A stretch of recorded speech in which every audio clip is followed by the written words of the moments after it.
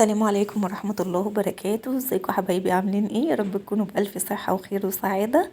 زي ما احنا متعودين، مقدمة الفيديو عايزة اقول لكم ان الكفتة دي ممتازة.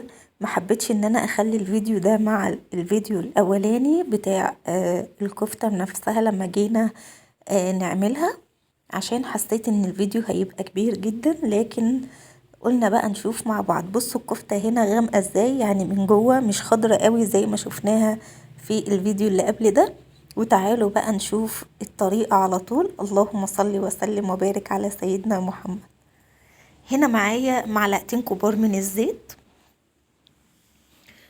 ومعايا كام فص كده حلوين من التوم. طبعا انا بعملها بتوم، في ناس كتير جدا بتعملها بتوم، يعني حسب الرغبة، بس هي بالثوم بتبقى احلى واطعم بكتير جدا. وهبتدي اقلب كده لحد ما الثوم معايا يصفر. مش عايزين نغمقه عشان الصلصة ما تبقاش غامقة. اسفة. خلي بالكم البنات المبتدئة، الثوم كل ما يكون لونه فاتح هيخلي الصلصة بتاعتك حمرة وحلوة جدا، سواء توم او بصل يعني الاتنين. هتيجي بقى تقلبي كده بالشكل ده. طبعا لازم ناخد الجوانب كده عشان يبقى كله لون واحد. طبعا كلامي بيكون اوقات كتير موجه للبنات المبتدئة، احب اذكرك انك تذكري الله. بصوا بقى، البنات اللي لسه يدوب يعني بادئه كده، خلي بالك ان في حاجات بتتعمل بتوم وحاجات تتعمل ببصل. بصوا بقى اللون هنا فاتح معايا وحلو ازاي، يدوب يعني البصلايه بقى لونها محمر كده. وبدات انزل بقى بكيس صلصه حلو كده. انا عايزه اقول لكم الصلصه دي طبعا مفرزاها، التفريز بتاعها سهل وجميل جدا وحلو قوي. وبصوا الصلصه مش محتاجه ان هي كمان تتسبك، هي يدوب هتغلي بس كده. وهبتدي انزل ببطاطسيتين حلوين. طبعا احنا بدأنا بالصلصة عشان هي اللي ممكن تاخد وقت شوية، بس طبعا بما اني مفرزاها مش هتاخد وقت خالص، بس حبيت ان انا ابدأ بيها عشان نبتدي بقى ان احنا نعمل الكفتة، نحمرها يعني. هنا حطيت واحدة بس من المرقة وبدأت ان انا اقلبها بالشكل ده. تمام كده يعني خلاص، هي اصلا متسبكه مش مستاهله. تعالوا بقى معايا بطاطسيتين حلوين كده، مقشراهم وغسلاهم حلو، مقطعاهم مكعبات، هنزل بيهم كده. عايزه اقول لكم البطاطس مع الكفته بتبقى حلوه قوي وبتدي طعم جميل جدا. بصوا كمان الصلصه حمرا وحلوه ازاي. هنا بقى زودتها شويه هزودها شويه من الميه او تزوديها شوربه براحتك. طبعا بالشوربه هتبقى افضل، لكن زودتها بقى ايه شويه كده من الميه زي ما احنا شايفين. وهقلبها يا دوب هتاخد غلوتين، وهغطيها وهقفل عليها النار خالص. تمام زي ما احنا شايفين كده، تغلي بس غلوتين. وكمان هنقفل بقى زي ما قلت لكم ليه، عشان الطماطم، عشان اسفه عشان البطاطس ما تتهريش. الحاجات اللي دايما بحس ان هي هتتهري دايما بعملها بالطريقه دي. هنا بقى ضفت شويه من الكمون، وهضيف ملح بس بسيط لان احنا حاطين مرقه. وهقلبها، هغطيها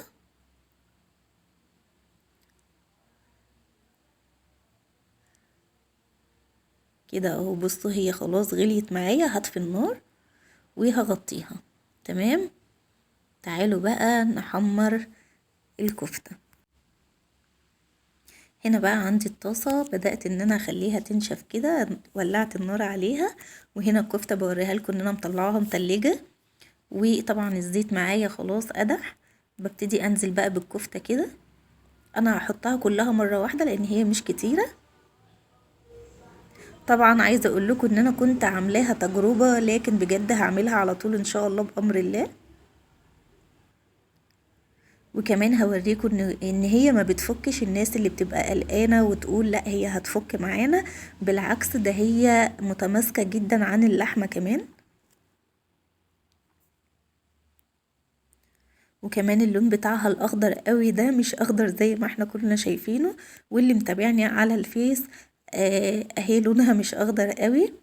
واللي مش متابعني يا ريت يشرفني، انا ليا صفحة على الفيسبوك بنفس اسم القناة، ملكة في بيتك. بصوا بقى اهو، انا بس هسيبها دقيقتين كده وهحرك الطاسة اهو زي ما احنا شايفين. انا بحب ان انا اعمل الحركة دي ليه؟ عشان الناس اللي بتقول بتفك وما بتفكش والكلام ده، لا، وهقلبها كمان معاكم وهتشوفوها برضو ان هي ولا بتفك ولا حاجة خالص.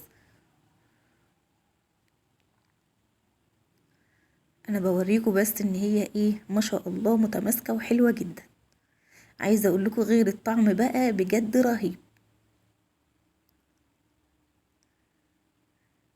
انا بس كنت عاملة نص صدر بس، بحيث ان انا يعني بجرب الوصفة، لكن الحمد لله بجد طلعت ممتازة، وان شاء الله هعملها على طول بأمر الله.